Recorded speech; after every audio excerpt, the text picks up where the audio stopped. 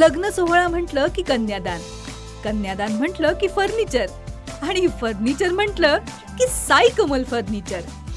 आपल्या बजेटमध्ये लग्नाचे पॅकेज उपलब्ध. तसंच कपाट, showcase, bed, dressing, dining, teapoy, sofa set या वस्तूंनी परिपूर्ण सप्तपदी पॅकेज उपलब्ध. याचबरोबर टेबल, खुर्ची, आराम खुर्ची, वॉर्डरोब, डबल बेड तसंच सोफ्याच्या वेगवेगळ्या व्हरायटीज.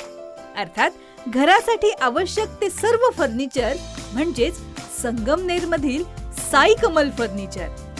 साई कमल फर्निचर इथं ऑर्डर प्रमाणे सुद्धा फर्निचर तयार करून मिळेल.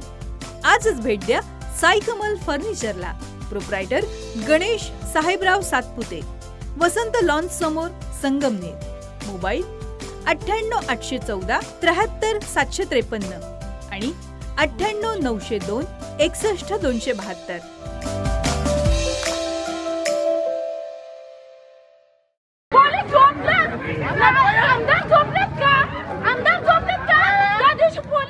नगरच्या पाईपलाईन रोड परिसरामध्ये एक धक्कादायक प्रकार समोर आलाय.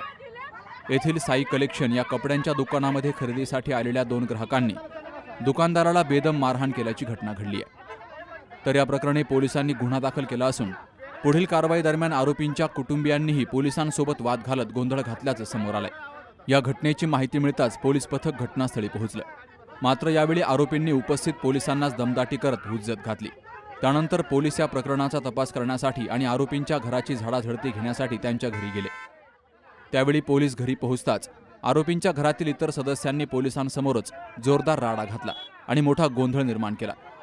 सरकारी कामात अडथळा आणल्याप्रकरणी आणि पोलिसांशी गैरवर्तन केल्याप्रकरणी आता आरोपींच्या कुटुंबियांवरही दुसरा गुन्हा नोंद करण्यात आला असल्याची माहिती डीवायएसपी दिलीप टिपरसे यांनी दिली आहे.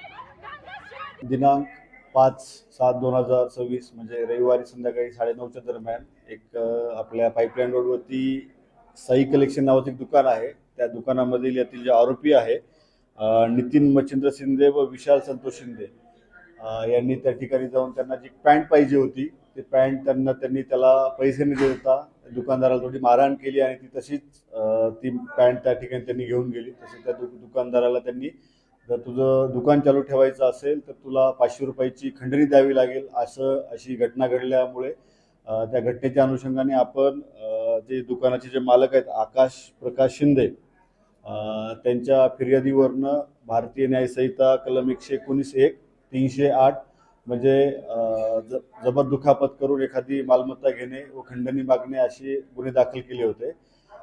त्या अनुषंगाने 2 जे आरोपी आहेत जे मुख्य आरोपी यांना त्या दिवशी अटक करण्यात आली होती आणि त्यांना माननीय न्यायालयाने 5 दिवसाचा पोलीस कोठडी रिमांड देण्यात आला होता.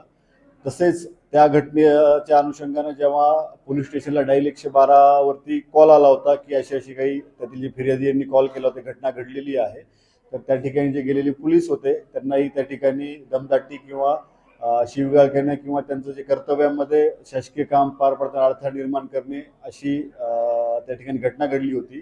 ते जे पोलीस जे कर्मचारी आहेत त्यांच्या जे पोलीस अंमलदार आहेत त्यांच्या जबाबावरनं आपण त्या गुन्ह्यामध्ये भारतीय न्याय संहिता 132 म्हणजे शासकीय कामामध्ये अडथळा निर्माण करणे असं कलमवाढ केली. तसेच त्याच्यामध्ये एक सूरज मच्छिंद्र शिंदे राहणार वेदुवाडी साविडी याला पण त्याच्यामध्ये 3रा आरोपी आपण निष्पन्न केलेला आहे. अशी ही घटना आहे. त्या घटनेच्या अनुषंगाने यातील जे तपासी अंमलदार आहेत ते या गुन्ह्यामध्ये जे काही माल गेलेला आहे तो माल शोधण्यासाठी पंचासमक्ष ते जे काही यातील जे आरोपी आहे त्यांच्या घरझडती देण्यासाठी गेले असता त्यातील काही त्यांच्या नातेवाईकांनी त्यांच्या जे घरातल्या जे काही महिला आहेत त्यांनी थोडीशी त्या ठिकाणी शासकीय कामात अडथळा निर्माण केलेला हुज्जत घातलेली आहे. त्या अनुषंगाने आता पुढील कारवाई चालू आहे आणि त्या अनुषंगाने कारवाई करणार आहे. Shubham Pacharne, C news Marathi, Ahilyanagar.